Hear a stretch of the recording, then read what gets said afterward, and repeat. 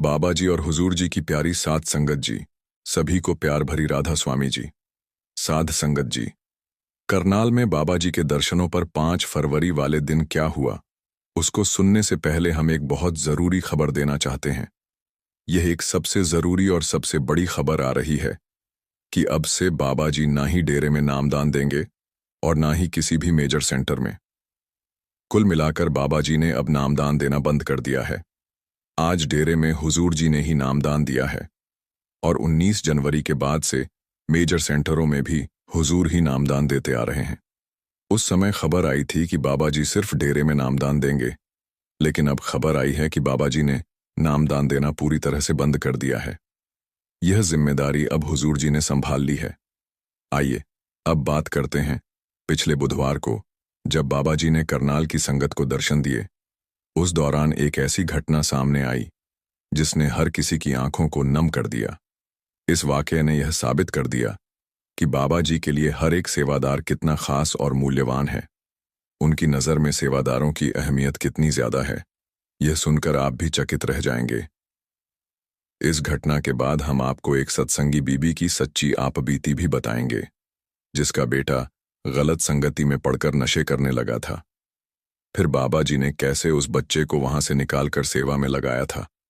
और वीडियो के आखिरी भाग में एक ऐसे परिवार की कहानी भी बताएंगे जो कुंभ मेले में गए थे। वहां उनके साथ ऐसा कुछ घटित हुआ कि अगर बाबा जी की कृपा ना होती तो शायद वह जीवित न लौटते। इसलिए वीडियो को अंत तक जरूर देखें और अपनी राय कमेंट में साझा करें। सबसे पहले सुनते हैं करनाल की 5 फरवरी वाले दिन की घटना। करनाल में 4 सेंटर हैं और बाबा जी ने उस दिन अपने हेलीकॉप्टर से मेजर सेंटर नंबर 1 पर संगत को दर्शन दिए थे। हमने आपको उस दिन भी बताया था कि बाबा जी 20 से 25 मिनट के बाद उस सेंटर से चले गए थे। लेकिन बाबा जी के जाने के बाद कुछ ऐसा हुआ जिसकी किसी ने कल्पना भी नहीं की होगी। उस दिन करनाल शहर के अन्य सेंटरों के साथ साथ आसपास के शहरों के सेवादारों की ड्यूटी भी मेजर सेंटर पर लगाई गई थी, क्योंकि 50,000 के आसपास संगत के आने की पूरी संभावना थी। इतनी ही संगत उस दिन सेंटर नंबर 1 में आई भी थी। इसी दौरान करनाल के एक छोटे सेंटर से जब सेवादार मेजर सेंटर जा रहे थे, तब एक सेवादार को छोटे सेंटर में ही रहने की जिम्मेदारी दी गई। उस भाई ने खुशी खुशी इस जिम्मेदारी को स्वीकार कर लिया, जबकि उसे पता था कि बाबा जी केवल मेजर सेंटर में ही दर्शन देंगे। इसके बावजूद उस सेवादार ने हुक्म मानते हुए छोटे सेंटर में रहना बेहतर समझा। साध संगत जी, यह सुनकर आपको आश्चर्य होगा कि जब बाबा जी मेजर सेंटर से दर्शन देकर रवाना हुए तो उनका हेलीकॉप्टर उस छोटे सेंटर के ऊपर भी ले जाया गया। हेलीकॉप्टर से ही बाबा जी ने वहां अकेले ड्यूटी पर तैनात सेवादार भाई को हाथ जोड़कर राधा स्वामी कहा और दर्शन दिए। बाबा जी के निर्देश पर हेलीकॉप्टर के पायलट ने इतनी नीचे उड़ान भरी कि वह सेवादार आराम से बाबा जी के दर्शन कर सके। हाथ जोड़ने के बाद बाबा जी दिल्ली की ओर रवाना हो गए। यह नजारा देखकर वह सेवादार रोने लगा। साध संगत जी, यह घटना यह साबित करती है कि गुरु की नजर से कुछ भी छिपा नहीं रहता। हमें अक्सर लगता है कि शायद गुरु को हमारी स्थिति या किसी समस्या की कोई खबर नहीं है, लेकिन यह गलतफहमी इस घटना को सुनने के बाद दूर हो जाएगी। किसी ने बाबा जी को नहीं बताया था कि सेवा के आदेश के बाद एक सेवादार छोटे सेंटर पर अपनी ड्यूटी निभा रहा है, लेकिन बाबा जी तो सब जानते हैं। जब सेवादार भाई ने इस बात का जिक्र दूसरी संगत और सेवादारों के सामने किया तो हर कोई हैरान होने के साथ साथ भावुक भी हो गया।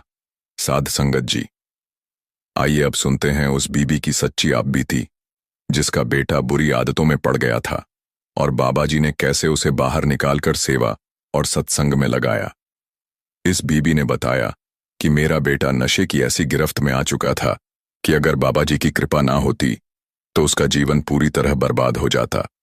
बाबा जी ने अपनी कृपा से उसे सेवा और सत्संग का ऐसा नशा दे दिया कि अब वह सेवा पर ना जाए तो बेचैन हो जाता है और खुद को रोक नहीं पाता। बीबी ने अपने जीवन के बारे में बताया कि मेरा जन्म एक सत्संगी परिवार में हुआ था। बचपन से ही मैंने घर में बाबा जी की तस्वीर देखी और अपने माता पिता को सेवा व भजन सिमरन करते पाया। जहां अन्य लड़कियों की सहेलियां होती थीं, वहां मैंने बाबा जी को ही अपनी सखी मान लिया था। अपनी हर बात बाबा जी की तस्वीर के आगे बैठकर साझा करती थीं। बड़ी होने पर परिवार ने मेरा रिश्ता एक गैर सत्संगी परिवार में तय कर दिया। शादी के बाद बाबा जी की कृपा से मेरे पति भी सत्संगी बन गए और हम दोनों ने साथ में नामदान लिया। शादी के 2 साल बाद मुझे एक बेटा हुआ। मेरा परिवार आर्थिक रूप से सुखी था। मेरे पति का कारोबार अच्छा चल रहा था, इसलिए हमने अपने बेटे की हर इच्छा पूरी की। स्कूल की पढ़ाई के बाद हमने अपने बेटे को दिल्ली के एक बड़े कॉलेज भेजा, लेकिन वहां वह गलत संगत में पड़ गया और नशे का शिकार हो गया। और जब भी घर आता, न ढंग से खाना खाता और ना ही स्वास्थ्य का ध्यान रखता। शुरुआत में लगा कि बाहर का खानपान इसकी वजह है, लेकिन धीरे धीरे सच सामने आ गया कि वह नशे की आदत में फंस चुका था। बेटे को बचाने के लिए उसके पिता ने कॉलेज छुड़वाकर उसे घर ले आने का फैसला किया, क्योंकि डिग्री से ज्यादा बेटे की जिंदगी की अहमियत थी। कारोबार अच्छा होने के कारण उन्होंने सोचा कि बेटे को अपने बिजनेस में शामिल कर लेंगे, लेकिन नशे की लत इतनी गहरी थी कि बेटे ने कारोबार से पैसे चुराकर बुरी आदतों में खर्च करना शुरू कर दिया। एक दिन उसने कुछ ज्यादा नशा कर लिया और वह बेसुध होकर गिर पड़ा। यह देखकर मैं और मेरे पति और घर के बाकी सब लोग घबरा गए और मेरे पति तुरंत उसे डॉक्टर के पास ले गए। डॉक्टर ने जांच के बाद कहा कि यह नशा करता है और अगर इसे नहीं रोका गया तो इसका शरीर गंभीर रूप से प्रभावित हो सकता है। जब यह बात मेरे पति ने मुझे घर आकर बताई तो मैं बहुत डर गई। मेरे पति ने मुझे भी बहुत डांट लगाई, क्योंकि मैं अपने बेटे को पैसे दिया करती थी। वह जब भी पैसे मांगता तो मैं उसे पैसे दे देती थी, लेकिन मुझे कहाँ पता था कि वह पैसों से नशा खरीद रहा है। मैंने अपने बेटे को बहुत समझाने की कोशिश की, लेकिन जब कोई फर्क नहीं पड़ा तो मैंने बाबा जी से प्रार्थना करना शुरू कर दिया। सत्संग घर में एक कमाई वाली अम्मा से मेरी अच्छी बातचीत थी। जब मैंने उनसे अपने बेटे के बारे में बात की तो उन्होंने सुझाव दिया कि हम अपने बेटे को सेवा पर ले जाया करें और जब वह सो रहा हो तो उसके पास बैठकर भजन सिमरन करें। मैंने इस सलाह को मानकर भजन सिमरन करना शुरू किया। धीरे धीरे मैंने महसूस किया कि मेरे बेटे में बदलाव आने लगा। जो बेटा ठीक से खाना भी नहीं खाता था, उसने ढंग से खाना पीना शुरू कर दिया। अब मैं और मेरे पति उसे सेवा और सत्संग पर भी ले जाने लगे।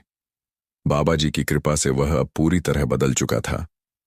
बुरी आदतों का नशा छूट गया और उस पर सेवा का ऐसा नशा लग गया कि वह बिना सेवा के रह ही नहीं पाता। कुछ समय बाद हमने फैसला किया कि हम फिर से अपने बेटे को डिग्री पूरी करने के लिए कॉलेज भेजेंगे। हमने अपने बेटे को फिर से बड़े कॉलेज में दाखिला दिलाया और इस बार हमें जरा भी चिंता नहीं थी, क्योंकि अब हमने अपने बच्चे को बाबा जी के हवाले कर दिया था। हमें विश्वास था कि बाबा जी इसको गलत नहीं जाने देंगे। हमने उसके अंदर परमार्थ के प्रति गहरी आस्था भी देखी थी। बीबी ने आगे बताया कि आज हमारा बेटा न केवल एक सेवादार है, बल्कि कॉलेज की डिग्री लेकर अपने पिता के साथ कारोबार भी संभालता है। हर रविवार सुबह 7 बजे सत्संग घर जाता है और दिन भर सेवा करके लौटता है। जरूरत पड़ने पर वह जत्थों के साथ दूसरे सेंटरों में और डेरे में भी जाता है। बीबी और उनके पति कहते हैं कि अब वे अपने बेटे के सेवा के नशे को देखकर बेहद खुश होते हैं। सच में सेवा भी एक नशा ही है, जिसकी असली कीमत वही जानता है जो इसे महसूस करता है। साध संगत जी, जब हम बाबा जी के हवाले खुद को कर देते हैं तो बाबा जी हमें गलत कभी नहीं चलने देते। बस हमें विश्वास बनाए रखना चाहिए। आइए अब कुंभ मेले में गए एक सत्संगी भाई की आप बीती सुनते हैं। यह सत्संगी भाई उत्तर प्रदेश के झांसी का रहने वाला है, जहां 2 भाई अपने परिवार के साथ मिलकर रहते हैं। दोनों भाइयों का एक राशन की दुकान का कारोबार है। छोटा भाई और उसकी पत्नी एक सत्संगी हैं और उन दोनों को बाबा जी से नामदान भी मिला हुआ है, जबकि बड़ा भाई सत्संग से जुड़ा नहीं है। जब कुंभ का मेला शुरू हुआ तो बड़े भाई ने छोटे भाई से कहा कि उन्हें भी वहां जाकर स्नान कर लेना चाहिए, क्योंकि देश भर से लोग वहां आ रहे हैं और यह झांसी से ज्यादा दूर भी नहीं है। लेकिन छोटा भाई, जो बाबा जी की शिक्षाओं को मानता था, इस बात के लिए तैयार नहीं हुआ। उसने बड़े भाई को समझाया कि ऐसे स्नान से कर्मों का निपटारा होने की सोच एक भ्रम है। लेकिन बड़ा भाई छोटे भाई को बार बार मनाने लगा। उसने कहा कि चलो, सिर्फ घूमने के इरादे से ही सही, तुम मेरे साथ चल सकते हो। बड़े भाई के दबाव के कारण छोटा भाई आखिरकार तैयार हो गया, लेकिन उसके मन में लगातार यही ख्याल आ रहा था कि गुरु हमें इन भ्रमों से बाहर निकलने की सीख देते हैं और मैं वही करने जा रहा हूं। लेकिन बड़े भाई की बात को मना भी नहीं कर सकता था, इसलिए वह अपने बड़े भाई के साथ कुंभ के मेले में चला गया। कुंभ मेले में पहुंचकर दोनों भाई घूमने लगे। कुछ देर बाद छोटा भाई थक गया और एकांत में बैठ गया, जबकि बड़े भाई ने कहा कि वह स्नान करके लौटेगा। छोटा भाई वहां बैठकर भजन सिमरन करने लगा। तभी अचानक मेले में भगदड़ मच गई। यह देखकर छोटा भाई घबरा गया और उसे अपने बड़े भाई की चिंता सताने लगी। उसने तुरंत बाबा जी को याद कर प्रार्थना की कि वे उसके भाई की रक्षा करें। भले ही बड़ा भाई सत्संगी ना हो, लेकिन वह उसका अपना बड़ा भाई है। छोटा भाई अपने बड़े भाई को ढूंढने निकल पड़ा। कई घंटे की तलाश के बाद उसे बड़ा भाई एक जगह पर थका हुआ बैठा मिला। छोटा भाई दौड़कर उसके पास पहुंचा और बड़े भाई का हाथ पकड़कर रोने लगा। उसने बाबा जी का शुक्र किया कि उसके बड़े भाई को कुछ नहीं हुआ। बड़े भाई ने उस भगदड़ में खुद के साथ हुई उस भयानक घटना के बारे में जब सब कुछ बताया, तो उस बात को सुनकर छोटे भाई की आंखें भर आईं। बड़े भाई ने बताया, भगदड़ के दौरान जब मैं भागते भागते गिर गया तो लोग मेरे ऊपर से गुजरने लगे। तभी तुम्हारे बाबा जी मेरे पास आए। वह मेरे ऊपर ढाल बनकर खड़े हो गए, जिससे कि भगदड़ में मैं लोगों के पैरों से कुचला ना जाऊं। फिर तुम्हारे बाबा जी ने किसी तरह मेरा हाथ खींचकर मुझे वहां से निकाला। जब मैंने खुद को संभाला, तब तक वह उस भीड़ में कहीं गायब हो गए। ये सुनकर छोटे भाई की आंखों से आंसू बहने लगे। बड़ा भाई भी हैरान था, क्योंकि वह अब तक बाबा जी को सिर्फ एक साधारण व्यक्ति समझता था। लेकिन जब उसने खुद देखा कि बाबा जी ने उस समय उसकी जान बचाई जब वह एक सत्संगी भी नहीं था, तो उसे महसूस हुआ कि सद्गुरु की ताकत वास्तव में असाधारण है। यदि वह चाहे तो असंभव को भी संभव बना सकते हैं। इस घटना ने बड़े भाई के भीतर सत्संग और सेवा के प्रति ऐसी लगन पैदा कर दी कि उसने अपने छोटे भाई से कहा, अब से मुझे भी सेवा और सत्संग पर ले जाया कर। तेरे गुरु ने मेरी जान बचाई है, बदले में मैं इतना तो कर ही सकता हूं ना। साध संगत जी, गुरु ने केवल अपनी संगत की देखभाल करते हैं, बल्कि हमारे प्रियजनों की भी रक्षा के लिए पहुंच जाते हैं। बाबा जी सत्संगी और गैर सत्संगी में कोई भेदभाव नहीं करते। उनके लिए सबसे बड़ा धर्म इंसानियत है। छोटे भाई की एक विनती पर बाबा जी उसके बड़े भाई को बचाने आ गए, जबकि बड़ा भाई एक सत्संगी नहीं था। साध संगत जी कहते हैं कि जो बाबा जी के बहुत करीब होते हैं, जिनका भजन सिमरन बहुत होता है, बाबा जी उनकी अरदास को पूरा जरूर करते हैं। शायद इसीलिए बाबा जी ने छोटे भाई की अरदास सुनी और बड़े भाई की रक्षा कर दी। साध संगत जी, सारा खेल होता है विश्वास का। जिसे विश्वास है उसके लिए गुरु को आना पड़ जाता है, और जिसका विश्वास बात बात पर डोल जाता है, फिर गुरु भला उसकी जिम्मेदारी क्यों उठाएंगे। बाबा जी और हुजूर जी की प्यारी साध संगत जी, राधा स्वामी जी। साध संगत जी, कल 9 फरवरी को ब्यास में बाबा जी ने सत्संग फरमाया था। संगत ने अभी कल का सत्संग नहीं सुना है, वह संगत इस चैनल पर जाकर कल के सत्संग को सुन सकती है। साध संगत जी, कल भंडारे पर मेरठ के एक परिवार के साथ एक घटना घट गई थी, या यूं कहें कि एक चमत्कार जैसा हो गया। और वीडियो के आखिर में यह भी सुनिए कि जब हम एक दिन का 10वां हिस्सा मालिक को देने लगते हैं, तो हमारी मालिक संभाल मुश्किल समय में कैसे करता है और जीवन में क्या क्या चमत्कार होने लगते हैं। आइए, पहले मैं कल एक परिवार के साथ घटी घटना के बारे में बात करता हूं। जी, आगे की वीडियो शुरू करने से पहले एक विनती है, वीडियो में अंत तक जरूर बने रहें। साध संगत जी, जब हम सत्संग पर जाते हैं तो हम सोच लेते हैं कि हम तो अपनी मर्जी से सत्संग पर आए हैं, जबकि ये हमारी गलत सोच होती है। बाबा जी जिसको बुलाते हैं सिर्फ वही सत्संग तक पहुंच पाता है। साध संगत जी, मेरठ के इस परिवार के साथ क्या हुआ, जब आप पूरा वाक्य सुन लोगे तो आपको मेरी कही ये बात समझ आ जाएगी। जी, साध संगत जी, मेरठ का यह परिवार एक सत्संगी परिवार है, और यह परिवार हर साल भंडारे पर जाकर बाबा जी के दर्शन जरूर करता है। इनके परिवार में पति पत्नी और उनका एक छोटा बेटा है। शुरू से ही बाबा जी से जुड़ा हुआ है, इसलिए परिवार में एक सत्संगी माहौल बना रहा। आगे चलकर इन पति पत्नी ने बाबा जी से नामदान ले लिया। लेकिन साध संगत जी, वे कहते हैं ना कि कर्मों का कानून तो अटल है, वह तो हर हाल में देना ही पड़ता है। इस परिवार के साथ भी कुछ ऐसा ही चल रहा था। इन पति पत्नी के घर 2022 में एक बच्चे ने जन्म लिया था। 1 साल बीतने पर इन्हें महसूस हुआ कि इनका बच्चा बोल नहीं पा रहा है, क्योंकि आमतौर पर 1 साल में बच्चा कुछ न कुछ बोलने लगता है, और इनका बच्चा 2.5 साल की उम्र हो जाने पर भी बोल नहीं पाता था। इन्होंने अपने हिसाब से बहुत कुछ किया। जिस किसी ने जो भी करने को कहा, इन्होंने किया, और शुरू में यह सोच लिया कि कभी कभी कुछ बच्चे थोड़ा लेट बोलना सीखते हैं। लेकिन जब बच्चा 4 साल का हो गया, तब भी वह बोल नहीं पाता था, और उस समय इन्होंने नोट किया कि इनका बच्चा सिर्फ तेज आवाज को ही सुन पा रहा है। जब कोई तेज आवाज हो तो ही वह उस तरफ देखता था, और सामान्य आवाज को सुन नहीं पाता था, या यूं कह सकते हैं कि बच्चे को ऊंचा सुनाई देता था। अब इन पति पत्नी को बहुत चिंता होने लगी, तो इन दोनों ने बच्चे को डॉक्टर को दिखाया। डॉक्टर ने जब जांच की तो पाया कि इनके बच्चे के अंदर सुनने की क्षमता नॉर्मल से कुछ कम है। इसलिए जब बच्चा ठीक से कुछ सुनेगा ही नहीं तो बोलना कैसे सीखेगा। डॉक्टर ने अपनी तरफ से इलाज शुरू कर दिया, लेकिन साथ में डॉक्टर ने यह भी कह दिया कि इलाज लंबा चलेगा, हो सकता है 5 साल भी लग जाए। अब इस परिवार के पास दूसरा कोई चारा भी नहीं था, तो इन्होंने इलाज शुरू करवा दिया। लेकिन बच्चे की मां को पूरा विश्वास था कि बाबा जी सब ठीक कर देंगे और उनका बेटा एक दिन ठीक हो जाएगा। लेकिन घर के दूसरे लोग हिम्मत हारकर सब कुछ परमात्मा के भरोसे छोड़ चुके थे। डॉक्टर ने एक दवा दी थी, जिसकी 2 बूंदें हर रोज दिन में 3 से 4 बार बच्चे के कान में डालनी होती थीं।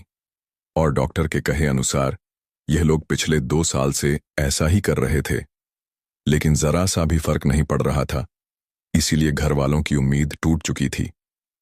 अब जब डेरे में भंडारे चल रहे थे, तो इन दोनों पति पत्नी ने 2 महीने पहले ही प्लान कर रखा था कि इस बार भंडारे जरूर जाना है और बाबा जी के दर्शन और सत्संग का सानिध्य लेना है। बुधवार को 11 बजे के आसपास जब यह लोग मेरठ से ब्यास के लिए निकलने लगे, तो अपनी गाड़ी में बैठकर डेरे जाने के लिए निकल पड़े, और यह पति पत्नी और इनका छोटा सा बच्चा। यह सब लोग डेरे ब्यास भंडारे पर लगभग रात 11 बजे तक पहुंच गए थे। और फिर इन्होंने जब बच्चे के कान में दवाई डालने के लिए बैग चेक किया तो देखा कि दवाई तो यह लोग लेकर ही नहीं आए थे। अब इन्हें इस बात की चिंता होने लगी थी, लेकिन इस बच्चे की मां ने कहा कि सब कुछ सतगुरु पर छोड़ दो, अपने आप संभाल लेंगे। उन्होंने यहां तक कहा, हमारे बच्चे को बुलाया है तो संभाल की जिम्मेवारी भी उन्हीं की है। लेकिन बच्चे के पिता को चिंता हो रही थी कि अगर ज्यादा परेशानी हो गई तो। उसने अपनी पत्नी से कहा, मैं डॉक्टर से सलाह ले लेता हूं। और उस बच्चे के पिता ने वहीं से डॉक्टर को फोन किया और उसको बताया कि वह दवाई घर पर ही भूल आए हैं। तो डॉक्टर ने कहा कि आप वहीं से कोई भी ट्रक खरीद लो और 2-3 दिन तक वहीं डाल लेना, इससे कोई फर्क नहीं पड़ेगा। लेकिन घर आने के बाद मेरा दिया हुआ ड्राफ्ट ही इस्तेमाल करना। डॉक्टर की बात मानकर इन लोगों ने डेरा अस्पताल गए, लेकिन वहां इन्हें यह ड्रॉप नहीं मिला। तो बच्चे के पिता ने सोचा कि बाहर जाकर मार्केट से खरीद कर ले आएंगे। जब वे वापस पार्किंग में आया और अपनी गाड़ी में बैठने लगा और काफी ज्यादा परेशान लग रहा था, तो वहां पर एक बुजुर्ग व्यक्ति खड़े हुए थे। जब बुजुर्ग व्यक्ति ने इस बच्चे के पिता को बहुत ज्यादा परेशान अवस्था में देखा, तो उस समय वह बुजुर्ग अंकल इस भाई के पास आए और इसको कहने लगे कि बेटा, तुम बड़े परेशान लग रहे हो। तो इस भाई ने सारी बात बता दी कि हम अपने बेटे की ड्रॉप घर भूल आए हैं और मुझे पता नहीं कि आसपास कोई दवाई की दुकान है या नहीं। तो बुजुर्ग अंकल जी ने जब सुना कि इस भाई को कान में डालने वाली कोई दवा चाहिए, तो वे कहने लगे, तुम्हारी परेशानी मैं अभी दूर कर देता हूं। बुजुर्ग अंकल जी ने अपने बैग में से एक ईयर ड्रॉप निकाला और कहा, यह मेरे पास एक दवाई है, ये तुम रख लो। यह देखकर वह भाई बहुत खुश हो गया और जेब से पैसे निकाल कर देने लगा। तो बुजुर्ग अंकल जी ने पैसे लेने से मना कर दिया और कहा, बेटा, इतनी सी चीज का भला क्या पैसा, तुम्हारा काम चल गया, मेरे लिए तो यही खुशी की बात है। इतना कहकर वह बुजुर्ग अंकल जी वहां से चले गए और यह भाई भी वापस अपने परिवार के पास लौट आया। जब उसकी पत्नी ने पूछा कि ले आए दवाई, तो इस भाई ने बता दिया कि पार्किंग में किसी ने मुझे दवाई दे दी। उनके पास एक्स्ट्रा दवाई थी, इसलिए उन्होंने एक मुझे दे दी। साध संगत जी, उस रात लंगर खाने के बाद और बच्चे के कान में दवाई डालकर यह सब लोग सो गए। जब सुबह उठे तो इन्होंने महसूस किया कि इनका बच्चा अब नॉर्मल आवाज को सुनकर भी रिएक्ट कर रहा है। आसपास बैठी संगत जब कोई भी बात करती तो बच्चा उस तरफ देखने लगता। फिर इन्होंने खुद बच्चे को धीमी आवाज से पुकारा तो बच्चा इनकी तरफ देखने लगा। यह देखकर बच्चे की मां की आंखों से खुशी के आंसू बहने लगे। इन्होंने बहुत देर तक बच्चे का ध्यान अलग अलग आवाजों